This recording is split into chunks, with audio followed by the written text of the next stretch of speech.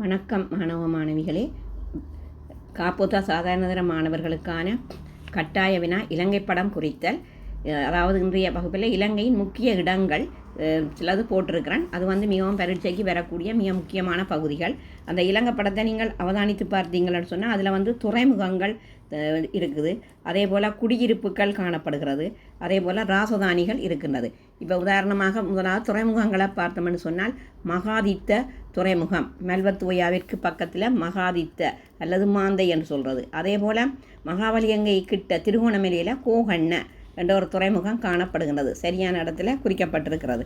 அதே போல் நாங்கள் எடுத்தோம்னு சொன்னால் இங்கால கொடவாய துறைமுகம், அதாவது வளவகங்கைக்கு கிட்ட அமைந்திருக்கின்றது, அதாவது கொடவாய என்ற ஒரு புராதன துறைமுகம். அதே போல் ஊராத்தொட்ட இலங்கை படத்தில் வடக்கு பகுதி திசையில் நாங்கள் பார்த்தோம்னு சொன்னால் ஊராத்தொட்டன்றது அதுவும் ஒரு மிக முக்கியமான ஒரு வர்த்தக துறைமுகம். அப்போ இங்கே துறைமுகங்கள் காணப்படுகின்றது. அதே போல் நாங்கள் குடியிருப்புகளை பார்த்தோம்னு சொன்னால் தீகவாவி குடியிருப்பு, அதாவது கலாஓயாவில் இந்த கல்லோயாவில் தீகவாவி குடியிருப்பு காணப்படுகிறது. இலங்கையின் கிழக்கு கரையை நாங்கள் பார்த்தோம்னா கல்லோயா தீகவாவி குடியிருப்பு. அதே போல் நாங்கள் இங்கே கழனிகங்கைக்கு கிட்ட, அதாவது கல்யாணி குடியிருப்புன்னு சொல்லி அதில் ஒரு குடியிருப்பு தரப்பட்டிருக்கின்றது. மற்றது காஜரகாமம் என்ற ஒரு குடியிருப்பு மாணிக்க கங்கைக்கு பக்கத்தில் காணப்படுது. காஜரகாமம் அதாவது கதிர்காமம் என்று சொல்கிறது.